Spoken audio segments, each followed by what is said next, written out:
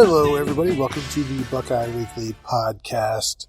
I am Tony Gerdeman here, as always, with Tom Orr on a signing day spectacular. Tom.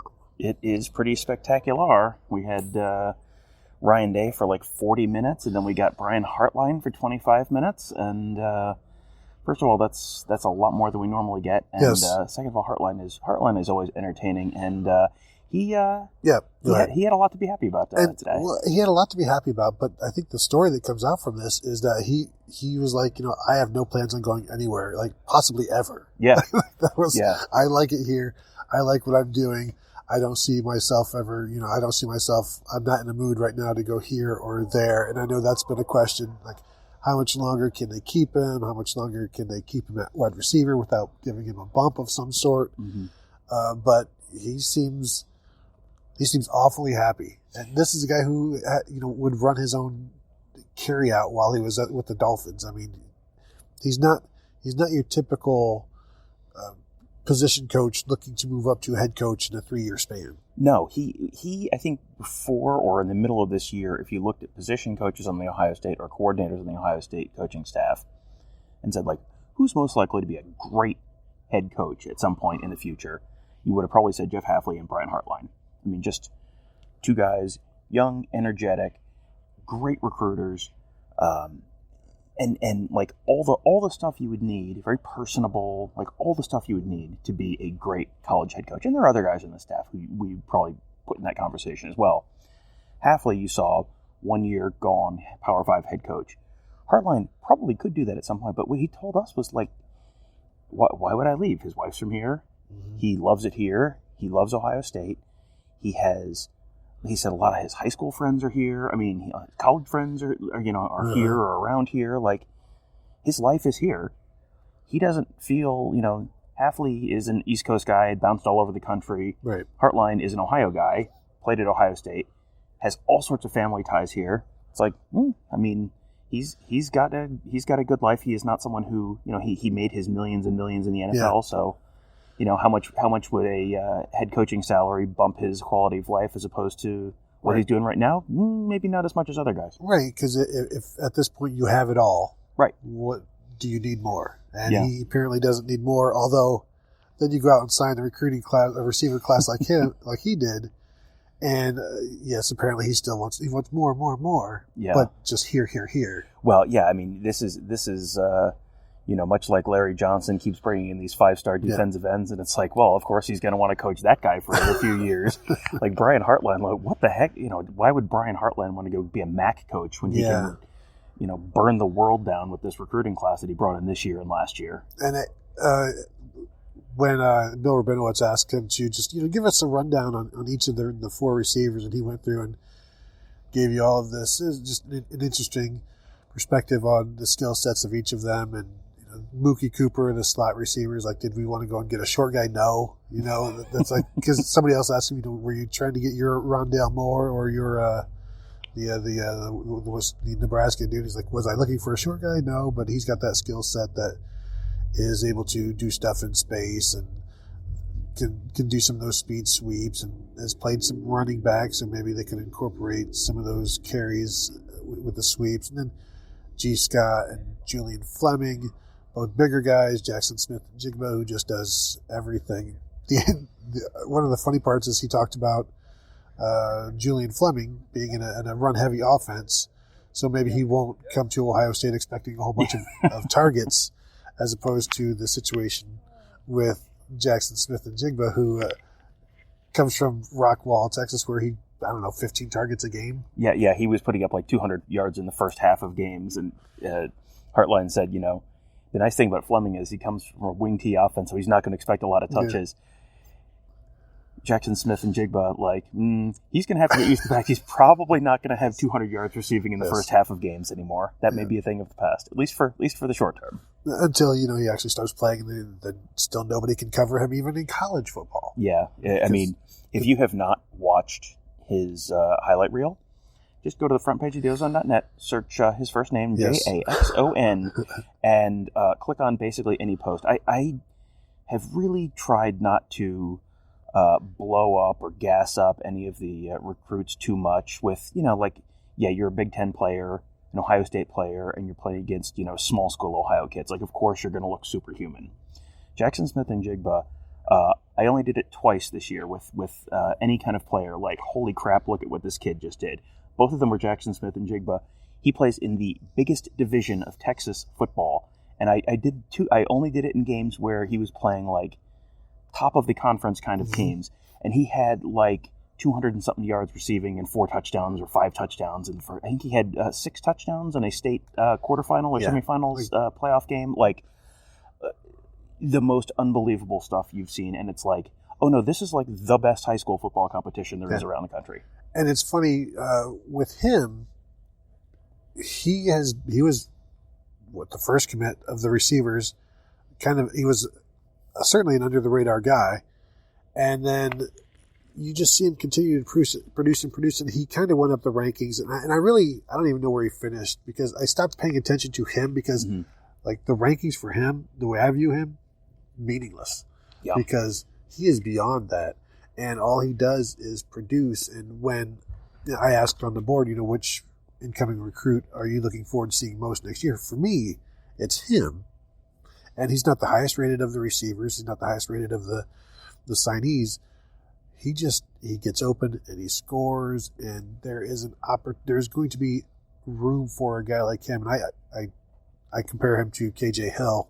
I think he could do a lot in the slot next year. I don't know if that's where he's going to be. Brian Hartline said he kind of had an idea of where everybody is going to be. It's just, for me, they need that.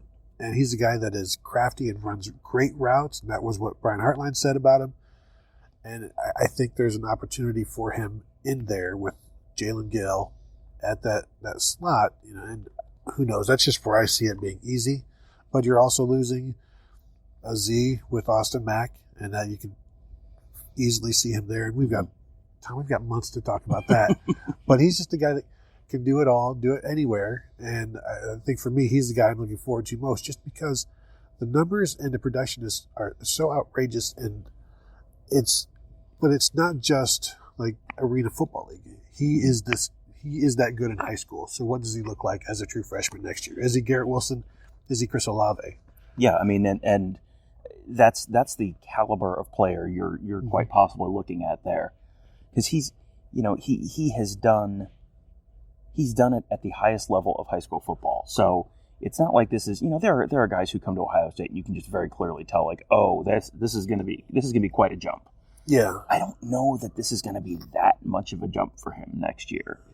And if you're able to produce at the level he has on the stage that he has, that's a pretty good indication. Like, I mean, that's like calling up a player who's hitting 400 in AAA. Yeah. Like, yeah, okay. I mean, that doesn't guarantee future success, but there's a pretty high correlation there between what you're doing and what you can do at the next level. He ended up finishing 34th, I believe. He was like low to mid 30s overall in the 24/7 composite. So very close to a 5-star. 5 spots away from a 5-star, and I think one of the ratings was like substantially lower, which means it was probably ESPN. Yes. Do you hear how we both said that with a certain tone of disgust and annoyance in our voice? Yes. Well, I guess I do care about rankings. What to deduce from that? I don't know.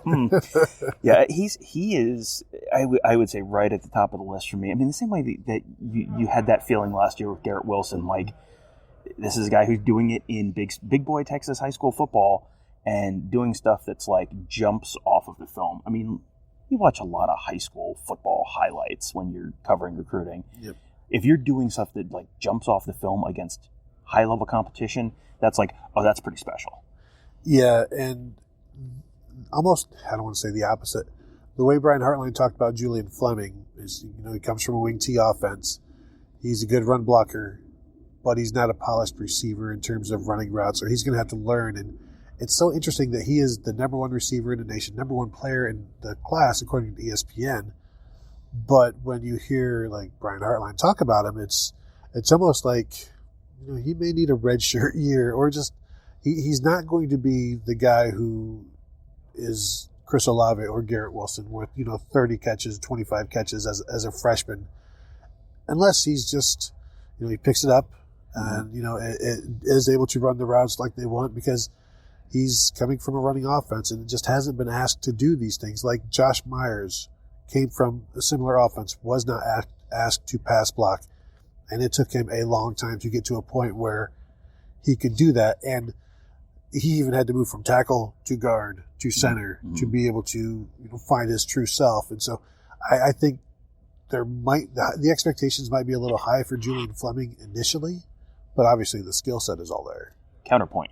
Yes. What is the first thing that they want wide receivers to do before they get on the field? You got to be able to do special teams, and you got to be able to run block. Yeah, you do. And so, in some ways, he's already probably cleared that first hurdle. Hartline said that Fleming would send him film of Fleming blocking before he sent him and here are the catches.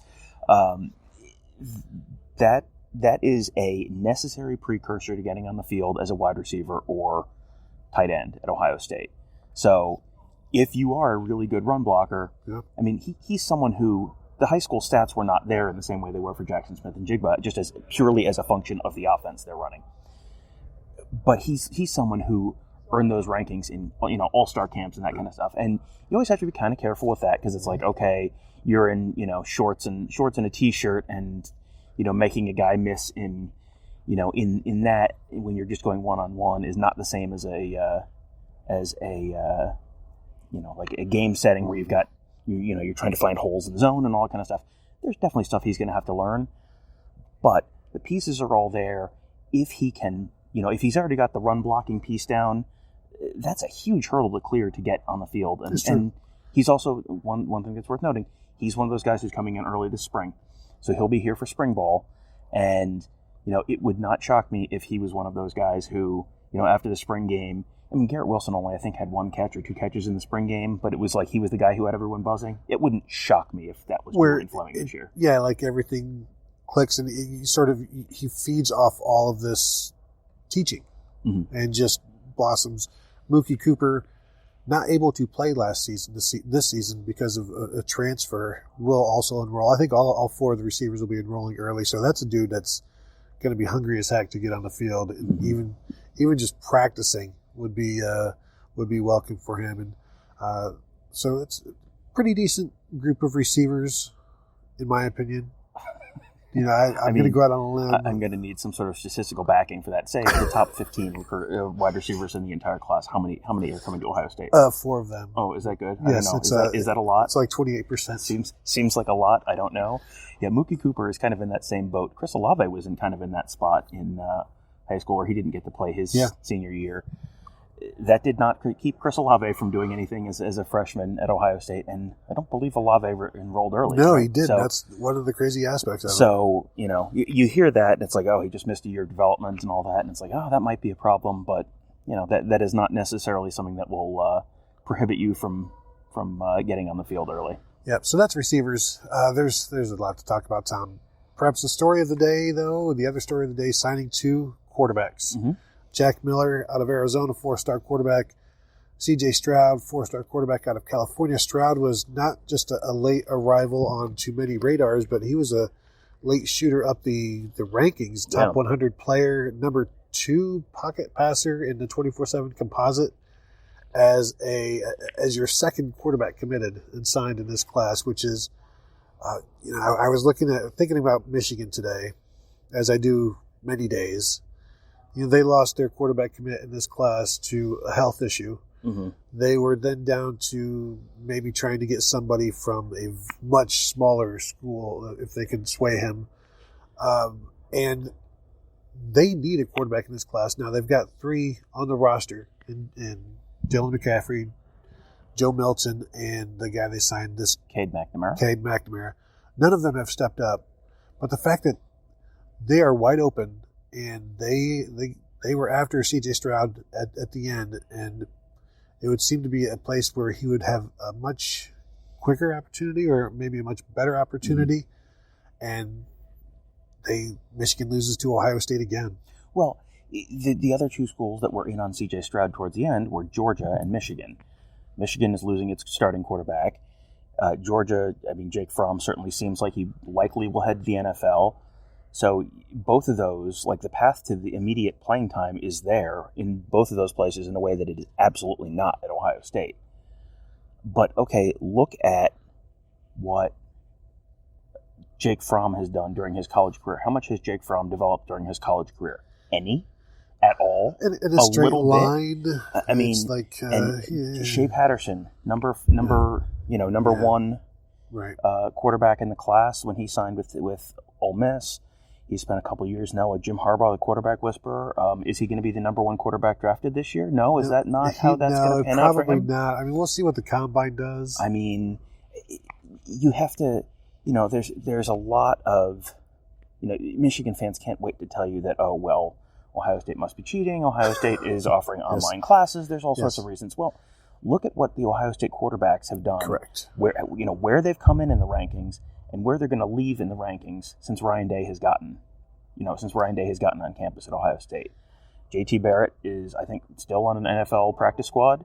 Dwayne Haskins is a starting quarterback in the NFL in his first rookie season. Justin Fields is probably going to be a first-round pick this time next year. There's not much question that playing quarterback for Ryan Day is something that can earn you some money at the next level.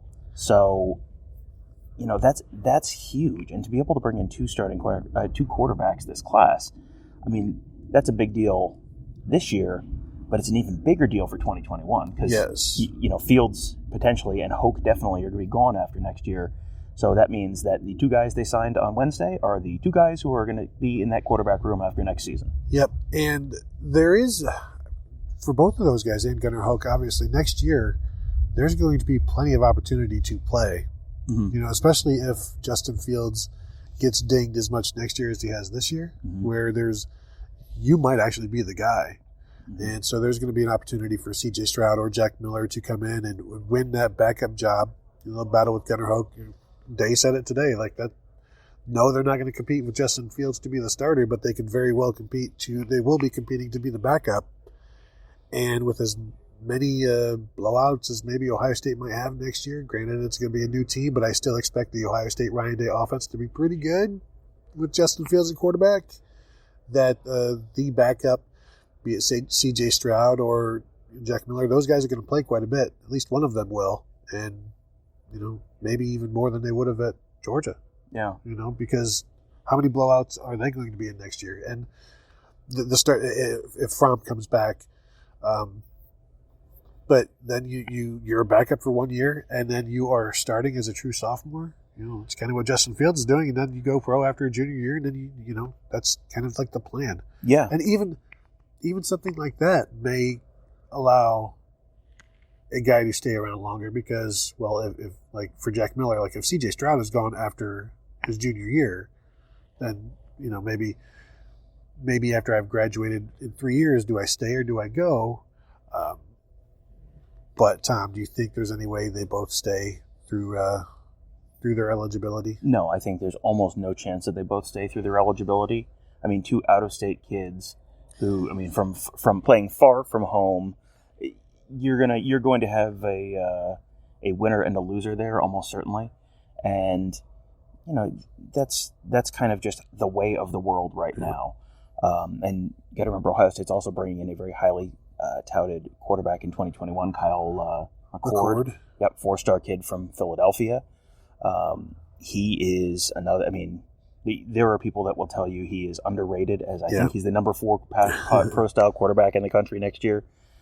There are plenty of people that will tell you that is not reflective of his level of talent. He's, someone ranked kind of in the mid-30s, I think, nationally. There is going to be a battle for this quarterback job whenever Justin Fields leaves. And that's good. That's healthy. I mean, and, look at the way things have played out at Ohio State the last couple of years. Like, yes, they lost Joe Burrow, who turned out to be a fantastic player and a Heisman Trophy winner. But because Joe Burrow got beat out at Ohio State, that meant he was getting beat out by a pretty darn good quarterback who was a first-round NFL draft pick, and another one this year who's probably going to be a first-round NFL draft pick a year from now. If you have that kind of talent and you can kind of keep enough guys in that pipeline to keep things going, that's fine. Not everyone has to complete their eligibility at Ohio State. That's not the measure of success. Yeah, what Day was able to do this time around, signing 2 quarterbacks, was close to amazing. I kind of feel like he needs to do it again next year. But I don't know that you can. But Kyle McCord has been committed for pretty much as long as Jack Miller was in their relative classes, and to approach him, 8 months from now, 9 months from now, after he's been committed for this long, and to be like, Kyle, we would like to bring in another guy just to make sure we have 4 guys, because the Ryan Day wants 4 scholarship quarterbacks. To have 4 scholarship quarterbacks in that 2021 for that 2021 team, it's you danced the dance this time and it worked. Yeah. I don't know that it would. I don't know how many times you go back to that well, but that's a ways out.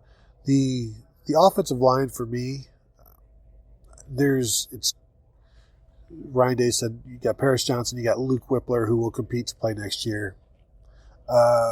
Grant Toutant, is that how it, yes. and then Josh Fryer, and then Jacob James and Trey LaRue, maybe more of the developmental guys, especially the Ohio kids, where it might be a while before we see something from them. But overall, I mean, you felt it was a good mix of guys who could play right away and provide depth, along with guys who can sit and learn, and maybe you're a guard today, maybe you're a tackle tomorrow, and you find their place. But at least with like the top 3, if we're going to put Toutant in that top 3, it's a pretty typical Ohio State recruiting class on the offensive line. And then you throw in, they have, say, 3 developmental guys, which is maybe 2 more than they would normally have or so. But you had to replenish and continue to build. And Day seems pretty happy with them. And I think it depends on what happens with the Ohio kids, like, and Fryer, as to do these guys ever become anything. If they do, then this might be an offensive line haul for the ages. But for now, I think maybe you only expect half of them to become starters. Yeah, if you get, out of those 6 players, if you get 3 guys who are starters and 1 who's a solid career backup, like a Josh Allaby type, yep. or Gavin Cupp. Yep, exactly the guy I was thinking of. Just the guys who you have quality depth. If one of them turns into that level of player, where Josh Allaby started the Rose Bowl last year. Josh Allaby started a game or 2 this year. When you have a guy who goes down, you can't just have 5 offensive linemen. That doesn't work. And having 2 solid lines of offensive line, first team, second team, that if they need to swap someone out, if they need to have a backup center in the game, that's fine. That's not a big problem. If they need to swap out a guard, that's not a problem. If they need to swap in a tackle, that's not a problem. They started 4 different guys at tackle this year. Yeah. And, they are not all 5-star guys. You have to, they've done a pretty good job developing offensive linemen here. So I think you kind of have to have faith that some of those guys are going to develop into at least contributors at Ohio State. I also think you sign some of these guys hoping they become Gavin Cupp. Where look at what he did for them this spring. There's no Jonah Jackson, but he was out there every week, every day, allowing them to run the offense that they're eventually going to be using during the season, so that plays aren't getting blown up all the time because you're so low on depth that you've got a walk-on who shouldn't necessarily be playing on the front line, but you're able to put in scholarship players and have them there, and it enables the entire process to work. Yeah, you can run a practice. Exactly. You don't have this weak spot, and there is a place for those guys, and they are valuable, and in a pinch they can do whatever you need. And so when you see some of these lower ranked guys, there's a reason for it. And sometimes if that's not Paris Johnson per se, that's not a guy who I'm not gonna sit for 4 years. I should be playing.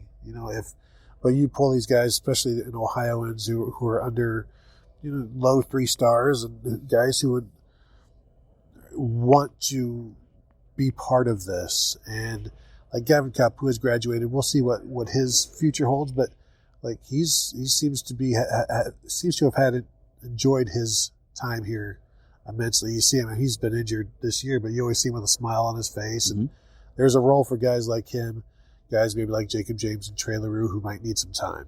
Yeah, I mean, and Day talked today about the fact that Josh Meyers, it took 3 years for Josh Myers to get on the field at Ohio State.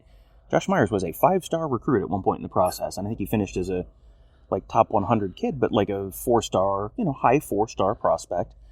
And I think if you just looked at that, you're like, oh well, he should be an immediate impact guy. Well, he didn't play as a freshman. He really didn't play as a sophomore. And okay, now he's finally making an impact. And so there were probably people who would have written him off a year ago as, okay, this is just not happening. And offensive line is a spot where there's just a lot of development necessary because a lot of these guys have played in different kinds of systems. I mean, talked about Julian Fleming playing in a wing tee. That's basically what Josh Myers played in high school. It takes a while for some of these guys to develop different parts of the game. If you played in an air raid in high school, you're going to learn to run block. That's a different kind of system. Like Connor Smith, way back in the day from Cincinnati Coleraine or Moeller Coleraine, just a running offense, was a 5-star Army All-American, gets to Ohio State, has never pass blocked, and never saw the field. He stayed the entire time, I believe. Yeah. But just if you're not exposed to it in high school and you get exposed to it in college, that's when you kind of get exposed. And Josh Myers talked about that. First practice, having to go against, I think, Nick Bosa, and he realized, well, I'm not going to be a tackle for long. And to guard it is. Yeah. And then eventually he found his way to center, and the rest is history. That's kind of a jerk move, making the freshman who played in a wing tree try and block Nick Bosa during his first practice. That's not cool, man. Like, I'm surprised they didn't have Nick Bosa with a wooden paddle, just spanking him as he goes by. Well, thank you, sir. Might have another. One of the interesting things that came from today were Ryan Day didn't like it when you consider recruiting as sales. He didn't like, somebody asked him, how do you pull off signing 2 quarterbacks? And he says, it isn't pulling it off. It's Ohio State is a great opportunity for quarterback. Brian Hartline doesn't like the label of recruiter. He's like, look at Ohio State. I pull into the building here and you drive past the baseball stadium. There is so much here. He doesn't also like the fact, the whole selling thing, because Ohio State does that itself. And it was just interesting to me how they were very, as Ryan Day was talking about it, and you don't want to be a salesperson. That's not how he does it. You want to build relationships. I'm just picturing SEC coaches in their mahogany offices, just like the gleam in their eye of, I've got this guy. I've got him hooked, and I've got him line and sinker. And Ryan Day was like, it's not about getting them. It's about finding people who will be, you can turn into great players, years down the road. And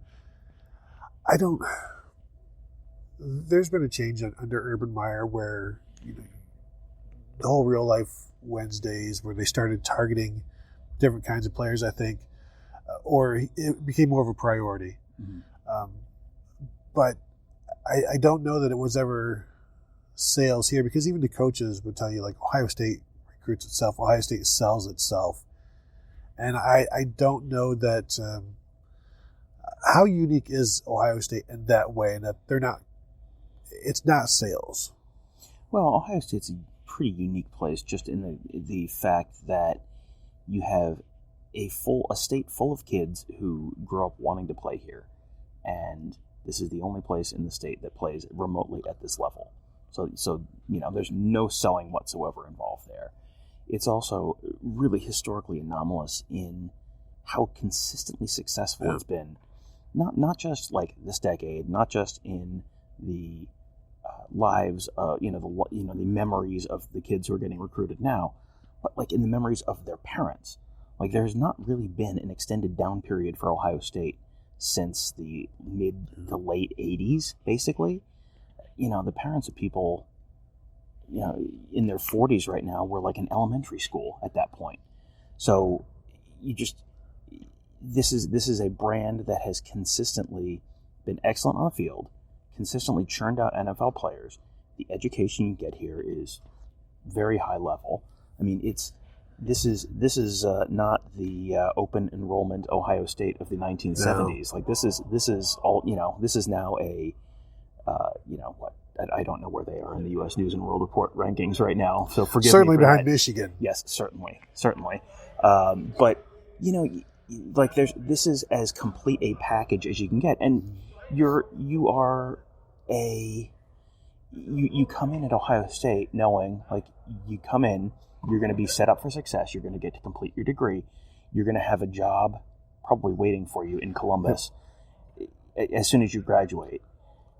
If you don't end up in the NFL, like this is a place that really sells itself, I think, more than most places, just in terms of being just a complete package on the field and off.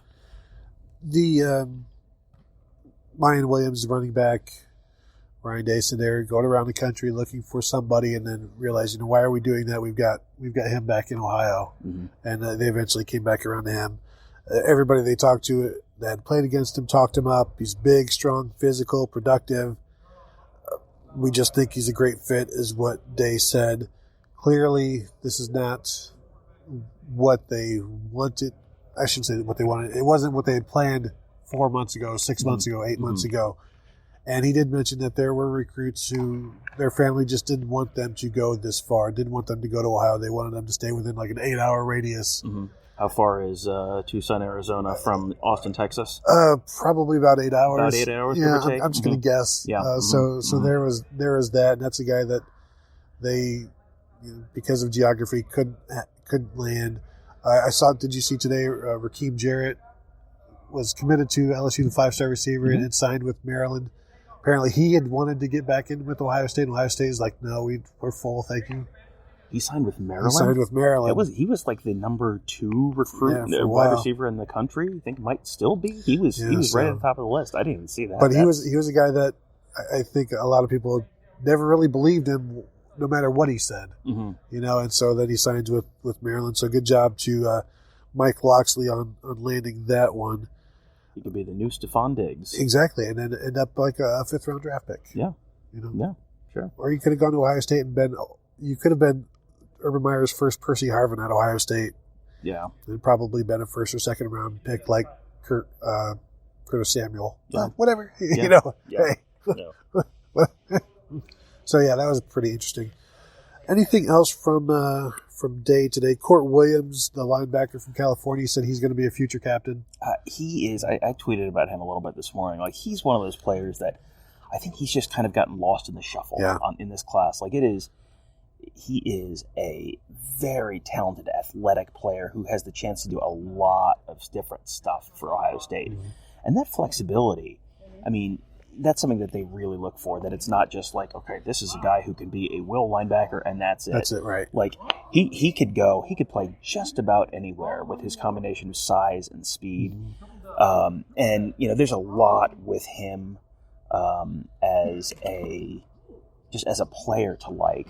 And then Ryan Day talking about him just personally as as a potential leader on the team. Like, that's that's one of those players that is not getting a lot of the headlines today, but 4 years from now, like he's the guy who's running out last on senior day, like one of those, like a Jordan Fuller type. Right, now we got to do it. Let's predict 4 years from now.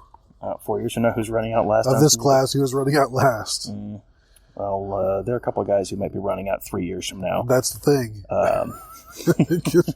It could be a guy from last year.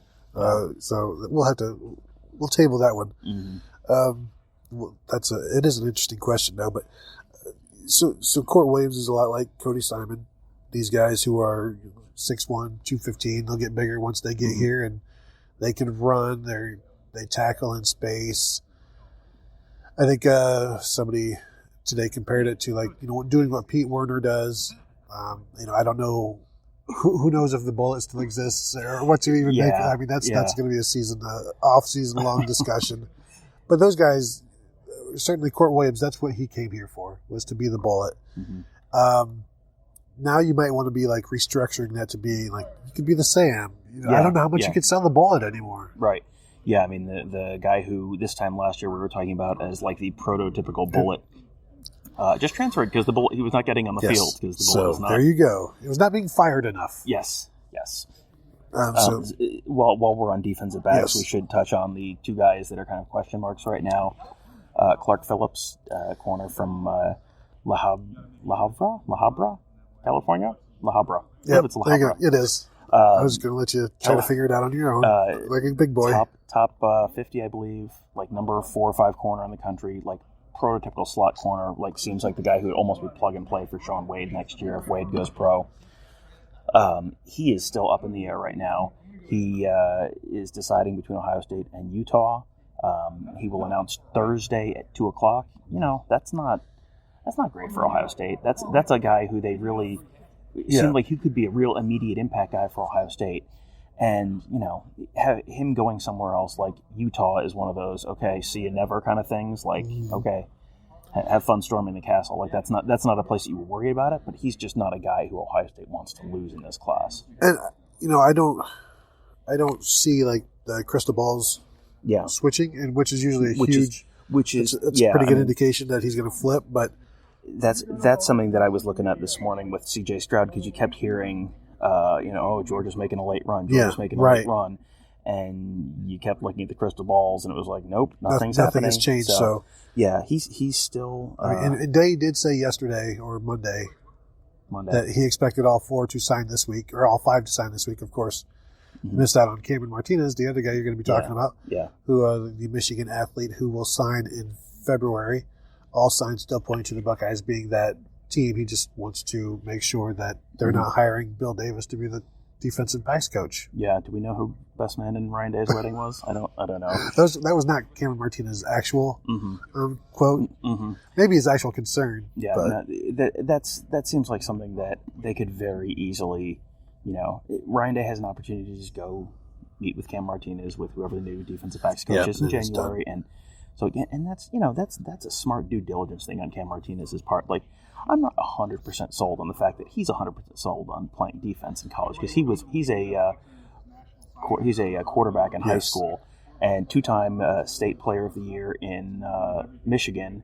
So that's something I would imagine he might want to still play on offense. So, his future in the NFL would probably be as a defensive back. So that may be where his future at Ohio State is. But he's a guy, I believe, has a highlight film right now going from his senior season. There's 9 minutes of just touchdowns. Yes, 9 minutes long, touchdowns only, which was... so I do eventually want to write about that, but that's pretty amazing. He's someone, like, you want to talk about a guy that could be a impact player on special teams. Like, you're going to play corner, but also...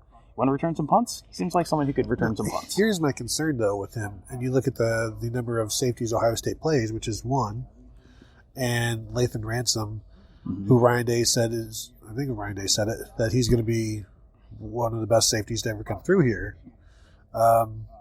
Cameron Martinez, is he the slot corner? Is he a backup safety? Is he, where does he fit in defensively? Which is another reason why, maybe he's that quick H-back type who carries the ball. I mean, you just get him here and you figure it out. But I think I don't think it's unwise to wonder, hey, if I'm a safety and you've got a guy who is when you look at the depth chart, I mean, there's a reason to maybe look at other situations, like other teams, like where would I fit in at Northwestern, where I guess that's one of the other schools he's looking at. Yeah. And you maybe just take a look at that and see if the playing time is easier there or just more readily available. Yeah, and that's that's a path to the field thing. Like, and especially on offense, like Northwestern's going to let him do whatever he wants to. It's like, you want to punt? Like, that's fine. Just come here. He'd be their third best quarterback immediately. I mean, I don't know. Well, that depends. Is what's his name, Green, still hurt? Like, he might be the second best quarterback. I mean, that's just if you want to get on the field immediately, like, yep, that's fine. Absolutely go. You can go, and you want to play offense? Like, that's a perfectly legitimate decision. Ultimately, probably his future is on the defensive side of the ball in the NFL, and so you're probably setting yourself up better at Ohio State. But there's that's something that I get the sense that Ohio State is going to be able to keep him on board. nothing has really changed about Northwestern. I mean, they just changed their offensive coordinator, but like Northwestern did not seem like it was a particularly big draw for him 3 weeks ago. That seems much more like something that Ryan Day has the possibility of just kind of go meet with him, introduce the new guy, and say, okay, here's the plan for you. It hasn't changed. Here's the guy, and if it is Kerry Combs, like, yep, here's an NFL guy. So just like Jeff Hafley, he can he knows what it takes to succeed in the NFL and can put you in that position.